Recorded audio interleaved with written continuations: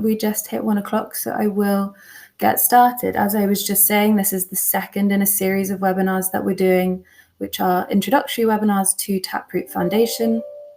We did a volunteer edition at the beginning of the month, and today we are focusing on the work we do with nonprofits. So a quick note on the agenda before we get into all of the brilliant content we have prepared for you today.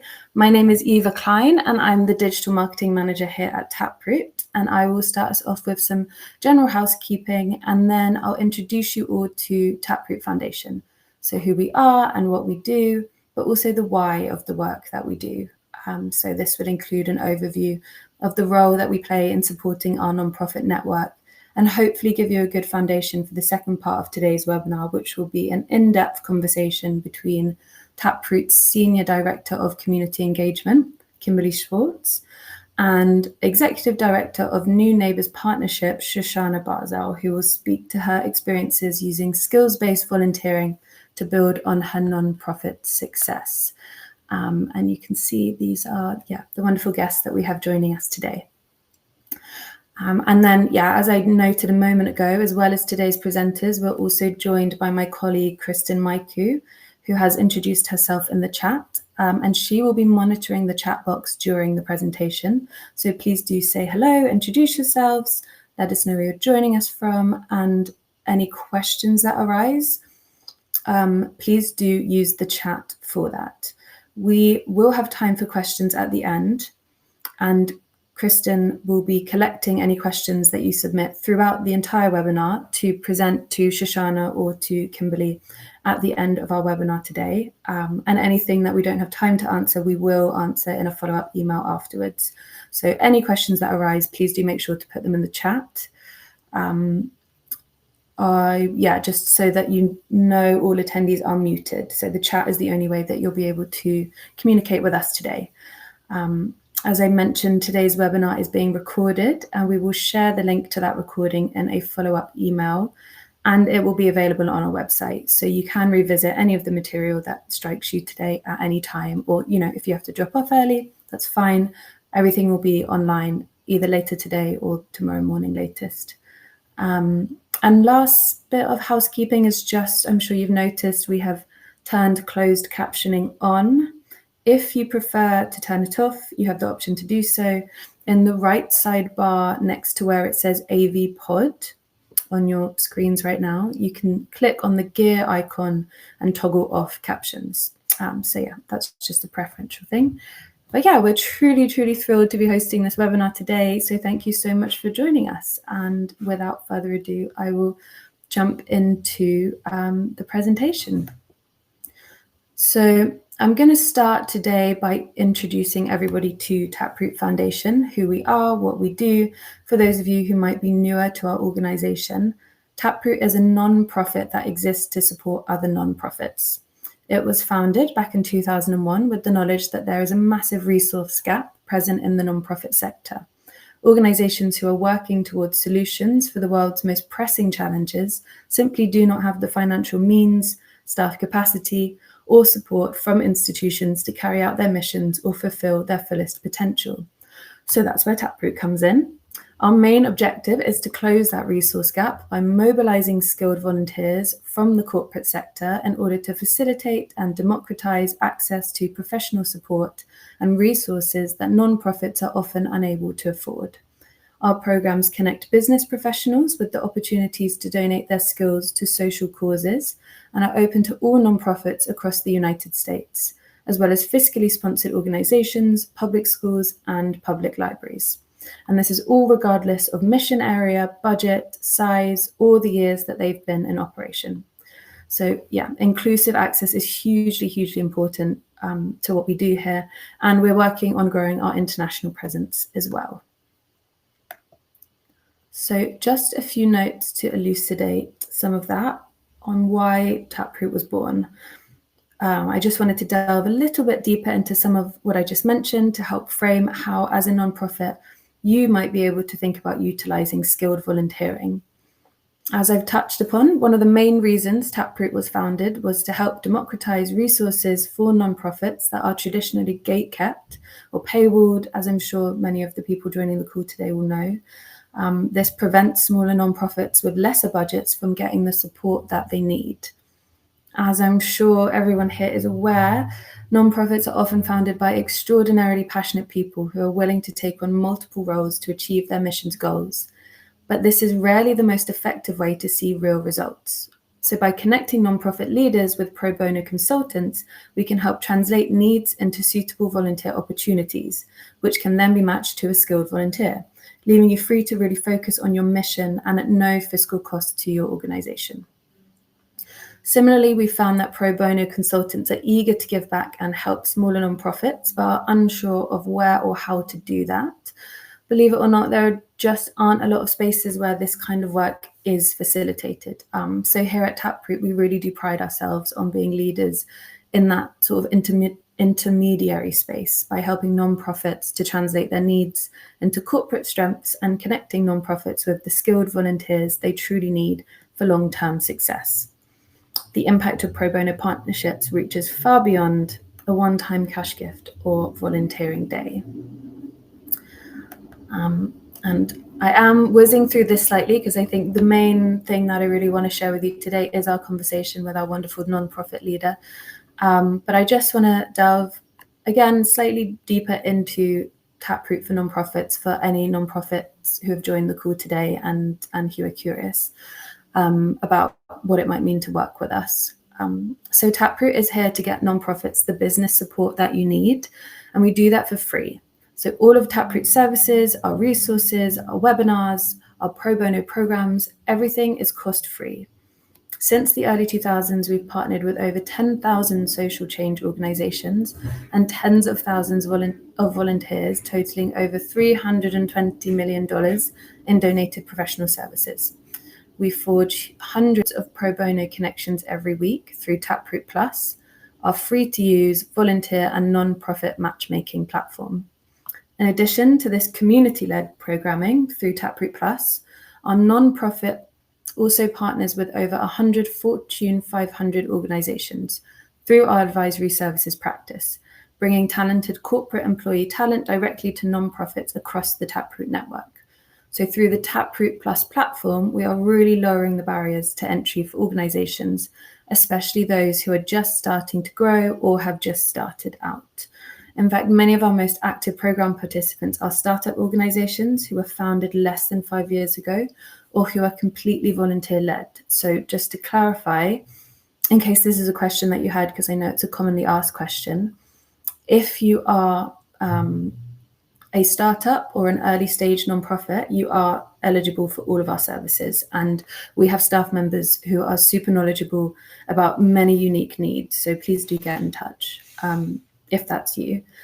Pro bono support is a brilliant way for emerging nonprofits to build infrastructure and to develop the ability to scope out projects and manage external contractors and business professionals. So whether you're just starting out or looking to grow your organization even further, pro bono support from business professionals can play an important role. It's also a great way for more established nonprofits to demonstrate agility, flexibility, and frugality to potential funders, so that even if your organization is well-staffed already, we do believe that pro bono support can play an important role in demonstrating that you're going beyond just fundraising to resource raising. And something I'd like to emphasize on that note is Taproot Foundation is itself a nonprofit, and we also use pro bono support from skilled volunteers. Now, I am thrilled to pass you over to my colleague, Kimberly Swartz, who will be in conversation with nonprofit leader with a wealth of experience using pro bono support to help build her organization, Shoshana Barzel. So yeah, take it away, Kim and Shoshana. Hi, everyone. So happy to be here with all of you today, and really grateful for all of the amazing folks who have been introducing themselves and their nonprofits in the chat. Definitely keep those coming. I'm thrilled to be joined by Shoshana Barzel today, and we're going to be having just an open conversation on how her organization has made really fantastic transformative use of skills-based volunteering resources. And we're going to dig into some of those specific examples of where that pro bono support has fallen within her organization to hopefully give you all some really great ideas of how this type of resourcing can be incorporated into your own organizations. So please keep using that chat box, throw out questions throughout. And if you have any ideas of, oh, I wonder if volunteers could help me with XYZ, definitely throw those in the chat box as well, because Shoshana and I can help address if those questions or if those ideas could be a great fit for pro bono and volunteer support.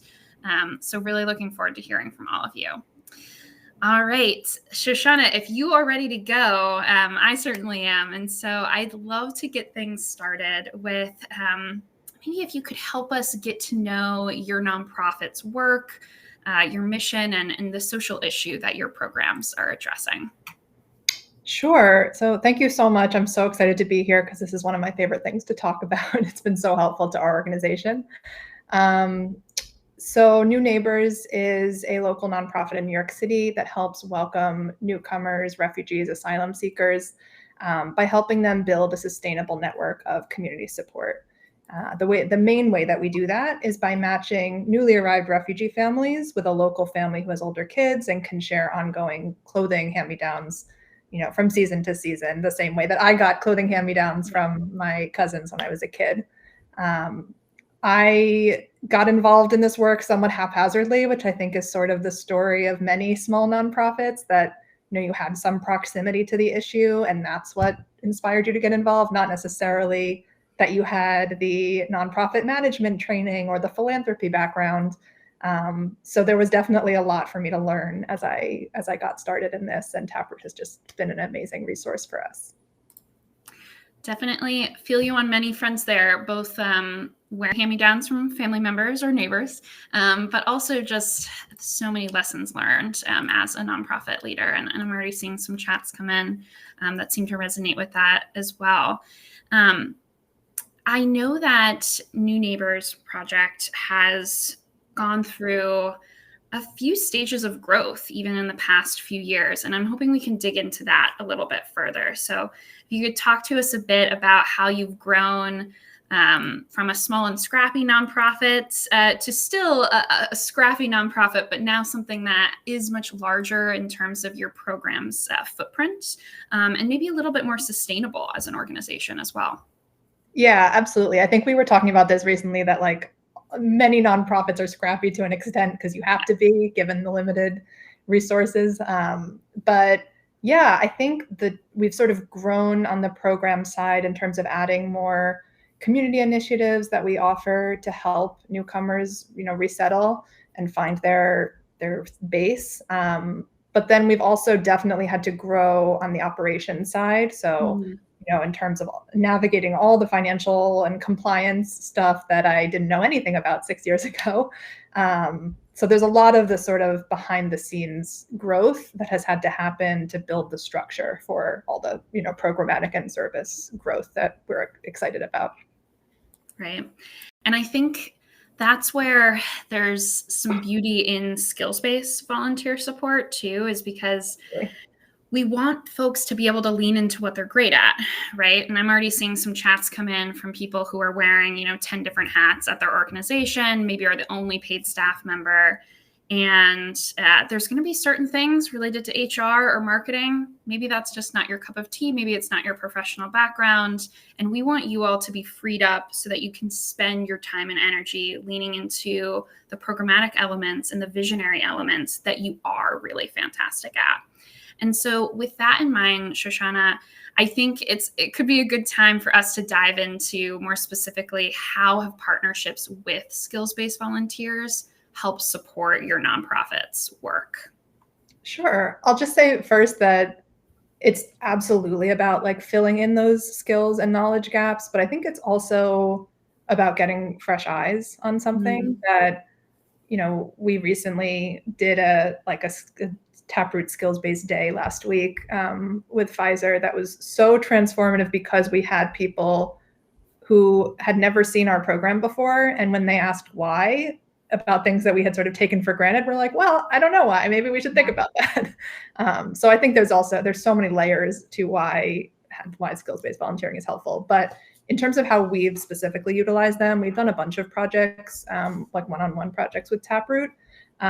So we, at the very beginning, the first one we did was to have a nonprofit accountant help us set up our QuickBooks. So helpful. I do not have a financial background at all. So just sort of setting up all of our systems and teaching us how to use it. It was maybe a 3-month, once a week engagement, and very clearly defined. Like, we knew what the project was, and he's gone on to help many other nonprofits, but that was sort of self-contained. And then we had a marketing engagement working with a wonderful woman named Vivian about 1.5 years ago. We got an offer for a match grant from a foundation, which was very exciting and meant that anything that we raised in that month would be matched by this foundation. But the amount that they were suggesting was more than we had raised in a month. So we were thinking, like, how are we going to reach more people, engage more people than we historically have? So we engaged this wonderful marketing volunteer, and she helped us hit our goal for that campaign, and then has also stayed involved over the last 1.5 years, helping us with templates and sort of bouncing ideas back and forth. So that's an example of a project that sort of started out as something really clearly defined with clear goals, self-contained, but then sort of led to sort of not in-house quite, but someone who feels like sort of an extension of our team, who's been absolutely wonderful for us. I love both of those examples. And I almost see, even though accounting and marketing do feel like they're in two different worlds, I can see how they build upon each other too, right? You have to get your financial systems in place, organized, so that you're able to bring in more institutional dollars or bring in more individual giving dollars.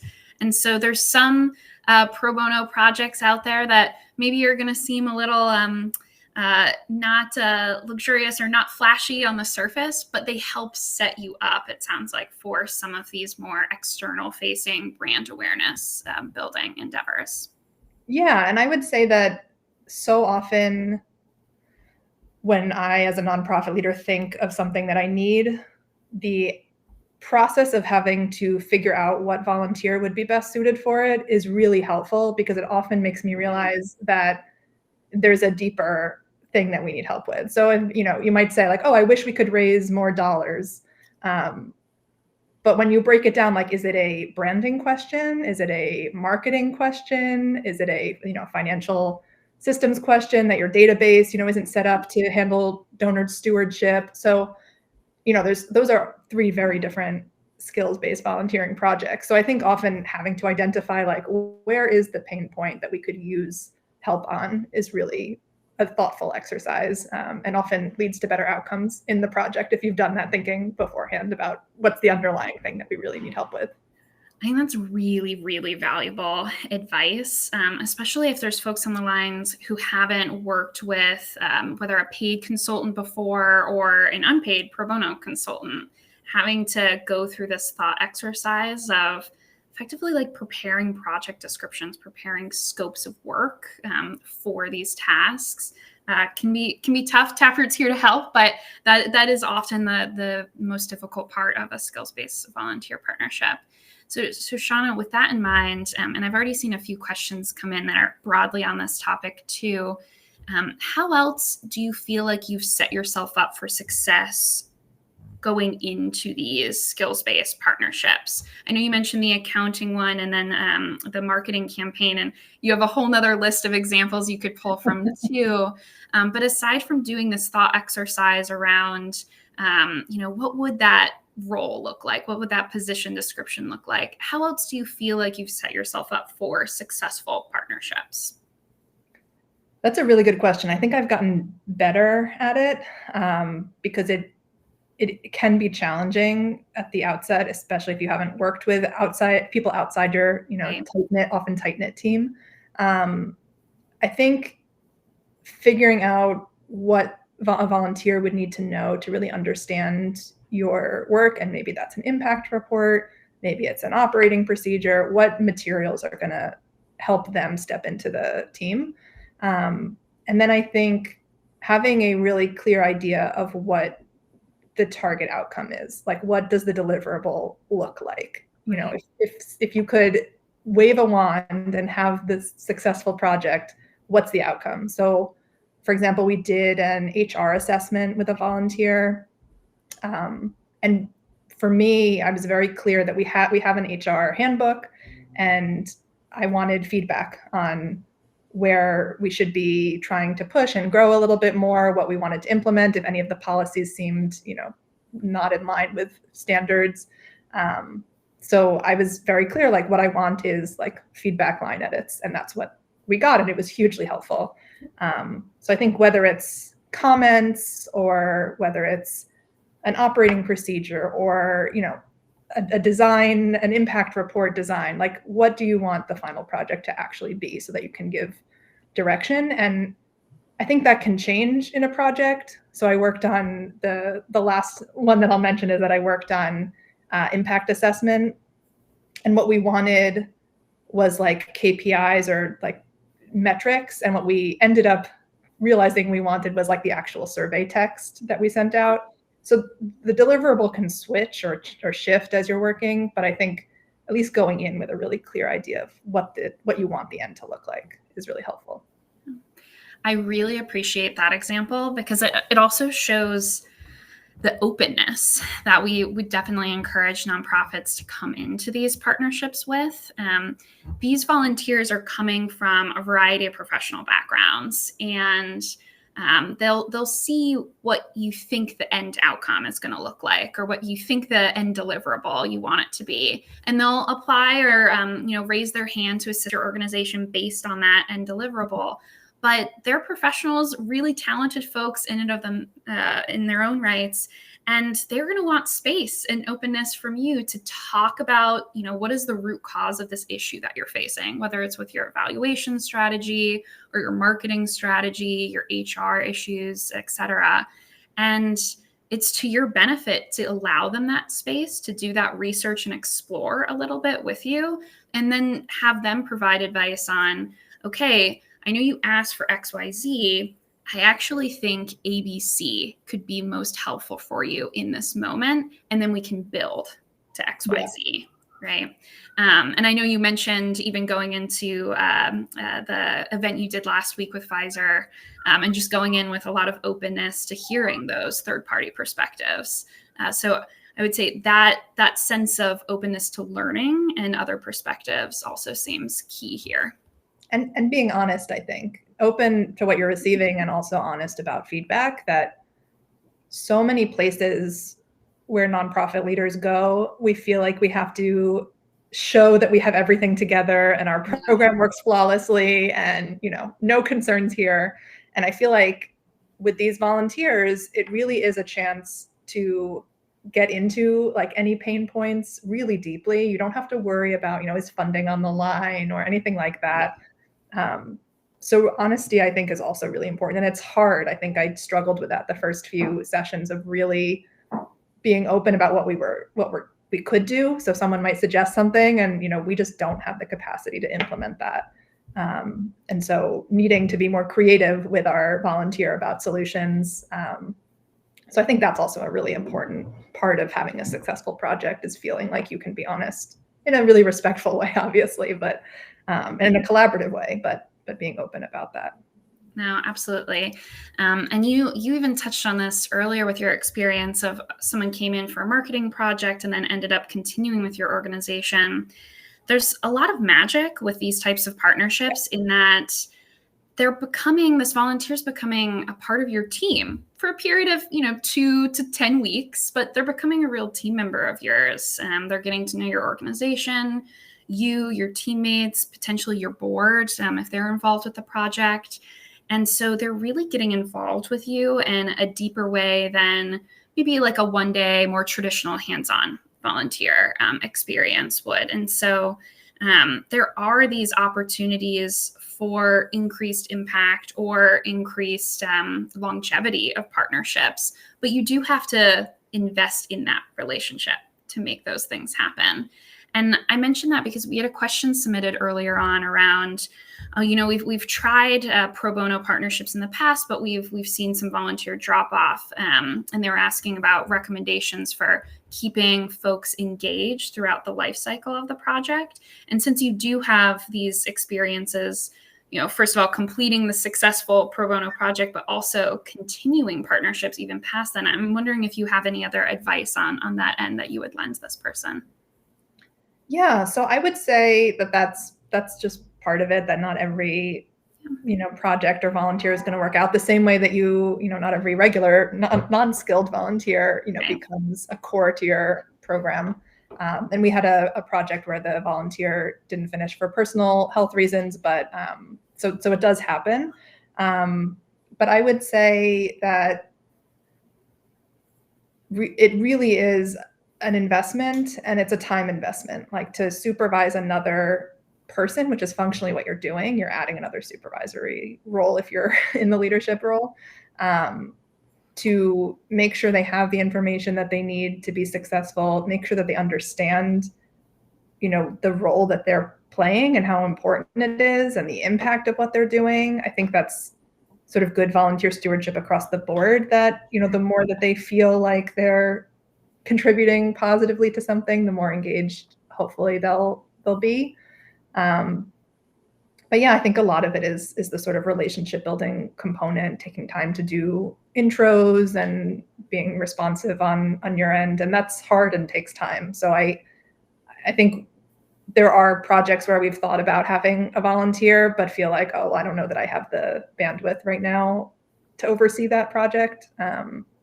And some of it is just going to be like, was this the right person who sort of like clicks with the team? And sometimes that happens and it's amazing, and sometimes it doesn't.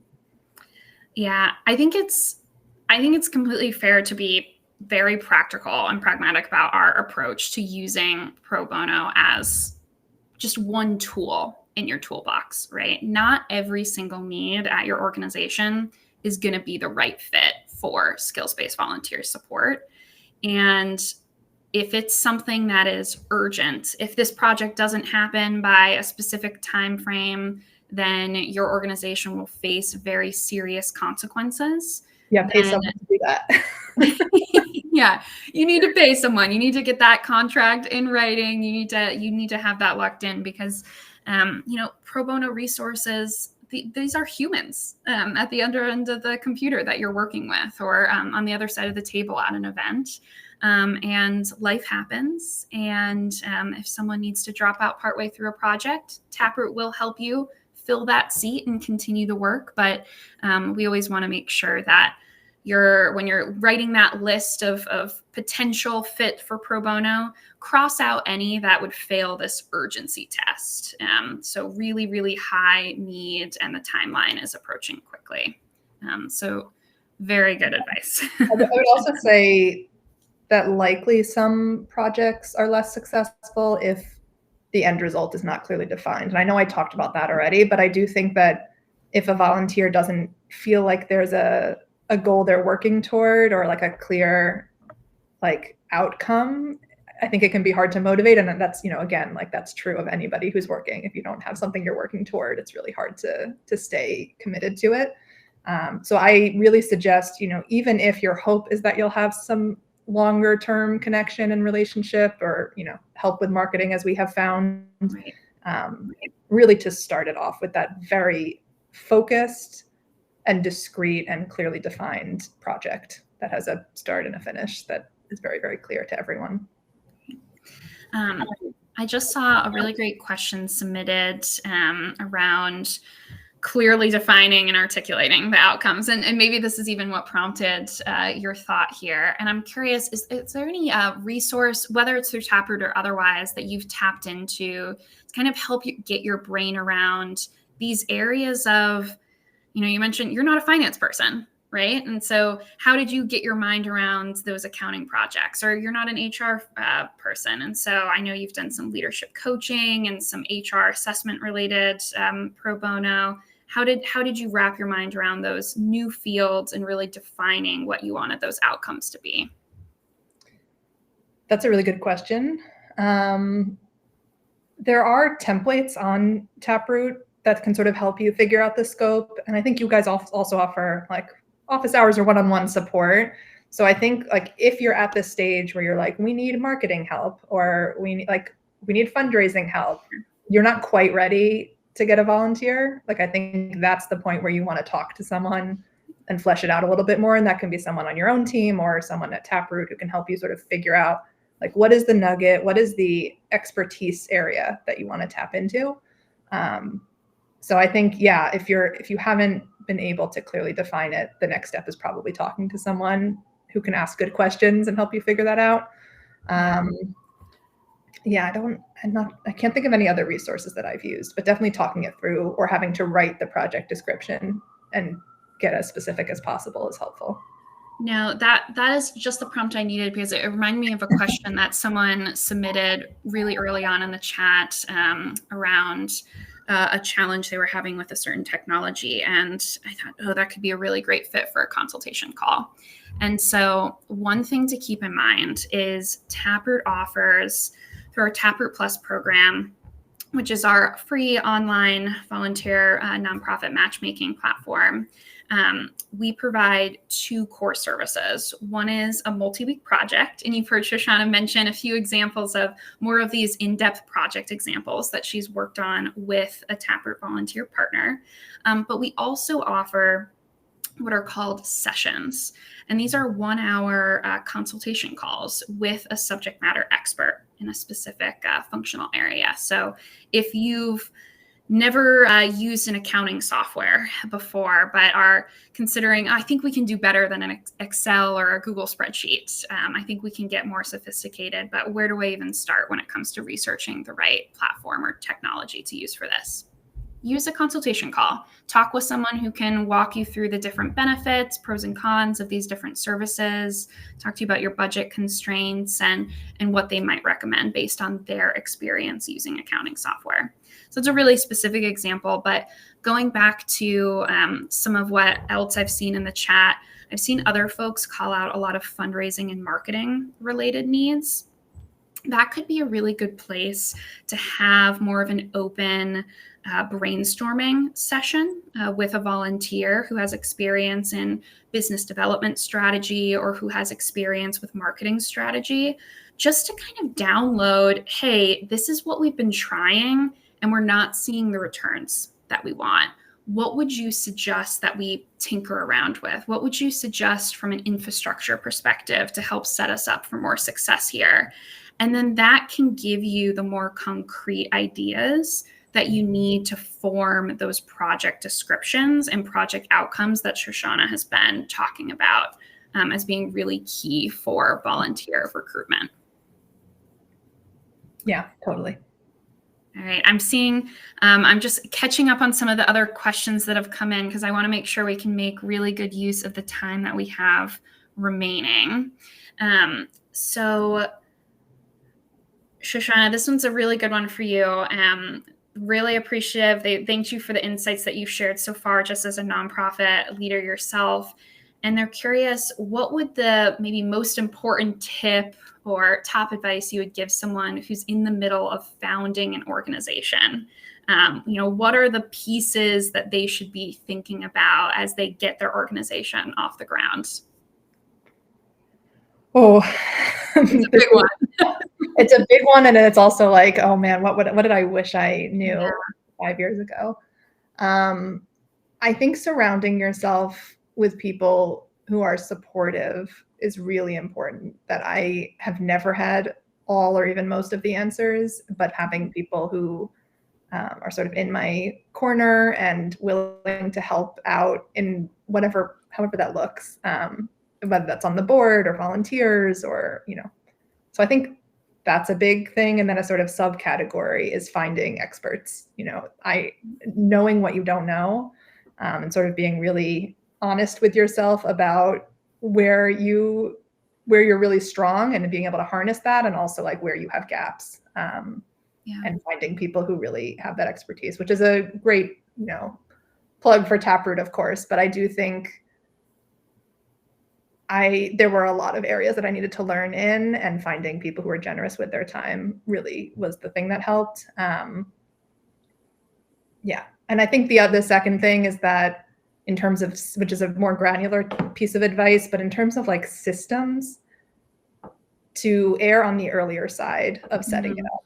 That if you like, we got that advice and it was really helpful, that we set up QuickBooks, for example, as an accounting software, and a CRM for a database for the clients that we work with before we needed them. Like when spreadsheets were still kind of okay, we were sort of growing out of it, but ready for actual databases. And before it got desperate, we made those switches. And I think it's harder to do that. The later you get, the harder it is. So before you realize you need it, it's helpful to make that jump. I think that, all three of those pieces of advice are really, really great ones, but that third one definitely resonates just based on my conversations with nonprofit staff and leaders week to week. It gets so much more difficult to make substantive changes to your infrastructure when you feel entrenched.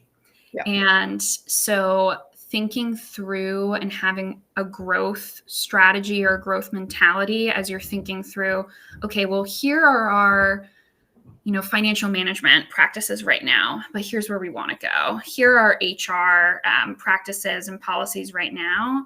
And by fleshing these out and defining them, even when we only have one paid staff member, we're preparing ourselves for when we have 20 paid staff members. And sometimes you don't know, often I don't know what I don't know. And so working with, that HR consultant, for example, like he said, when you have to file your 990s, when you eventually need an audit, we don't yet, but when we eventually do, they're going to ask you for a whistleblower policy and all these things that need to be in your HR guidebook, which, I didn't know coming in. But yeah, getting things done, as before you need them, I think it's hard, and it's hard to know what you don't know, but that's where finding experts, comes into play, who can tell you what you need. Yeah, I would say, tapping into skills-based support it's a great way to build your social capital as well. Just building that network and tapping into maybe even your existing network in a different way. Because who knows, even though you've been talking on LinkedIn or Facebook or sharing updates about your new organization with your network for the past year, maybe there's someone who just hasn't seen the right call to action.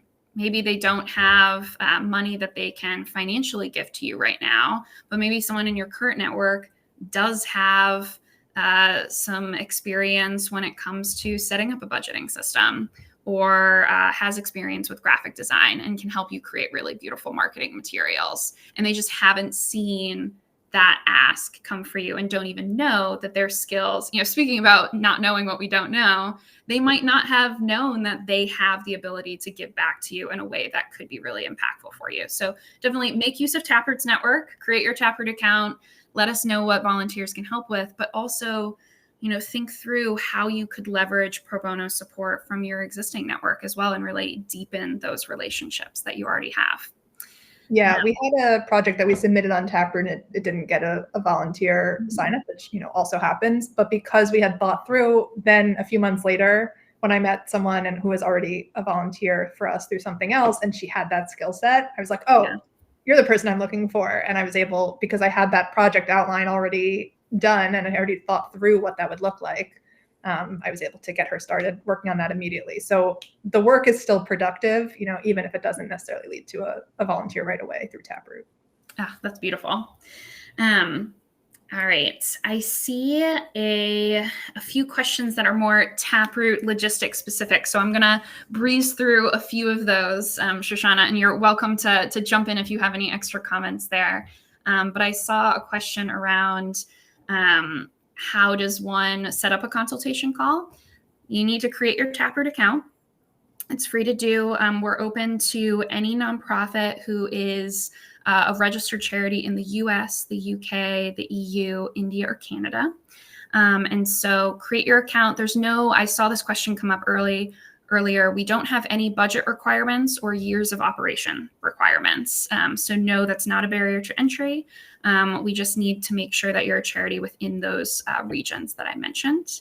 And then you'll have an option to submit requests for either a multi-week project, which is that more in-depth partnership that we've talked about, or one of those more problem-solving, brainstorming consultation sessions. In addition to those volunteer offerings, the Taproot team also works with you all to help set you up for success when it comes to requesting and managing skills-based volunteer partnerships. So if you feel like you just don't know where to begin, maybe you need a little bit more guidance first, we do have resources available for that. We can talk to you through our help desk, help@taprootplus.org, and we'll make sure this is all in the follow-up email. And we have a nonprofit coach available to work with you through some of the more stickier infrastructure challenges. So definitely use our team. We're a nonprofit that is here to support our fellow nonprofits. And so we want your questions. So let us know how we can help. And I also saw another question around if a nonprofit is unable to find volunteers for the listings, does Taproot step in to help, and in what ways? So that's a really good question. And actually, Shoshana just touched on an example. Not every project listing that you put out on the Taproot marketplace will see the volunteer applications as immediately as you'd like. And so that's definitely a case where our system will email you if we haven't seen any applicants come in through your project, and we'll provide some tips just through an automated email. But also, at any time, if you reach out to our help desk and say, we did receive an application, but the skill set was off, or maybe you haven't received any applications, like what could we do to appeal to professionals in this area? We can either set up a call, or we can provide some recommendations or some tweaks through email and through our system to help maybe reframe or rescope the project request in a way that is going to better hit on the volunteer skill sets that we have available. So definitely be communicative with us. Let us know if you're running into any recruitment challenges. And then, like I mentioned before, anytime you post something on Taproot Plus, you should also share that opportunity with your own network, because again, maybe they just haven't seen that call to action come from you before. And you might have someone who's already on your newsletter list who would be a great fit for that pro bono project and has been just looking for a way to donate to your cause.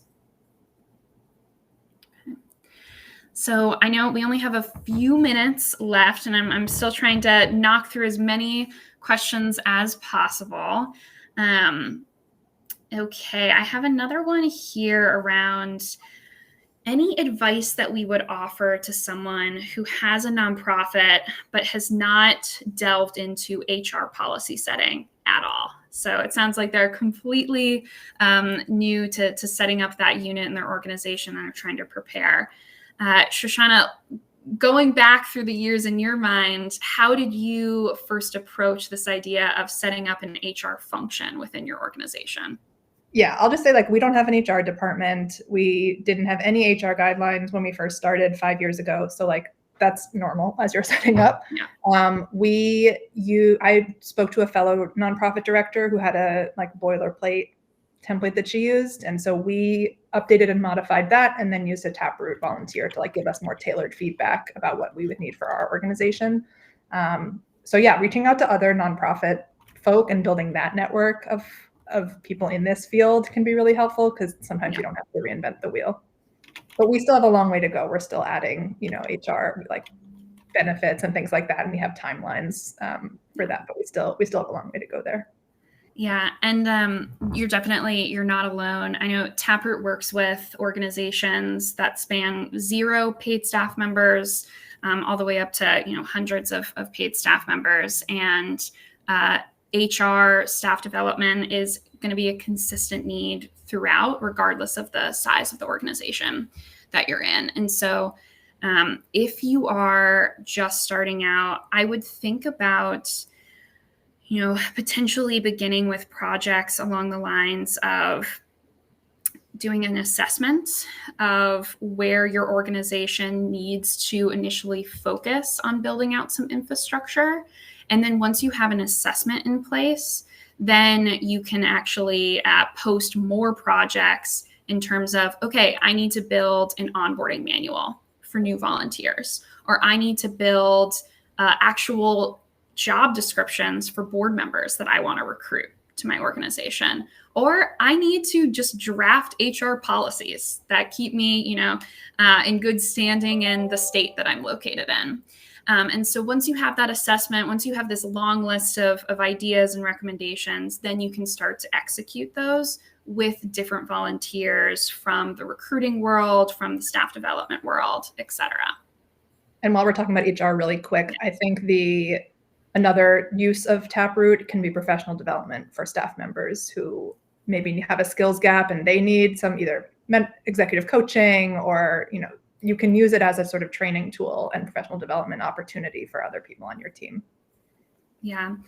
Ooh, I promise I didn't even tee Shoshana up to say that, but that is something I especially love to vouch for, because if folks are in a position where you do have some paid staff members, and maybe you have some earlier career professionals within your nonprofit, or folks who don't have a lot of direct project management or people management experience, actually having them design a pro bono request and then recruit volunteers for that need and interview volunteer candidates and then manage a volunteer on that skills-based volunteer project, that can be a great professional development opportunity in and of itself. So yes, you could use HR support for staff development. You could also have someone do that project management, do that people management, and manage pro bono in marketing, social media, the finance, et cetera. We haven't done that, and that's brilliant. I will be doing that this week. Please do. And then Lori, yes, you can have overlapping projects and sessions going on at the same time. I would just go back to some advice that Shoshana shared a little earlier around skills-based volunteer partnerships take an investment of time and energy. And so only request what you think you can appropriately manage at one time. It seems great in theory, like, oh my gosh, I'm going to knock these 10 things off my to-do list if I list these 10 projects on Taproot right now. But are you going to have the time each week to communicate with those volunteers, to give them the onboarding they need to become really great team members of yours, to give them the feedback that they're going to need to keep those projects moving forward? So some of it really comes down to figuring out what capacity you have for project management. But you can technically request as many pro bono items as you'd like. All right, folks, I know we're already a couple minutes over the 45 minutes we had originally blocked for this event. So I want to make sure that I have a chance to pass things back over to my colleague Eva, because I know she has some great closing comments and has more information about follow-up materials that you all can expect from this event. Yeah, brilliant. I mean, thanks so much, Kim and Shoshana. I'm sorry that we don't have even more time to address everyone's questions. I'm just going to get the presentation back up because we do have some contact information. If I can get to the next slide, which it's resisting, but there we go. I do think as well, my colleague Kristen has shared the help@taprootplus.org contact information in the chat, and we also have Shoshana's email address then, in case for any reason you wanted to contact her directly after that. Yeah, just brilliant conversation. Thank you both so much again. I think it's so helpful to hear kind of specific project examples and get a bit more granular on the detail of what it's actually like to use our services as a nonprofit. So yeah, huge thank you for sharing those pearls of wisdom, Shoshana, and for all of your extensive knowledge, Kimberly. So yeah, as I said, here's the contact information for our help desk and for new neighbors. Our help desk really is the fastest way to get in touch with the Taproot team members should you need to, because yeah, a ton of us have access to that mailbox. So whether it's a tech issue, it's a platform issue, or something more general about our services, please do email us at help@taprootplus.org, and we will make sure that the right person for your query gets back to you. And just a reminder that, as I mentioned earlier, we will be emailing a link to the recording of today's webinar to everyone who registered today. So if you want to revisit anything that was spoken about, you can do so in your own time, and that will live on our website.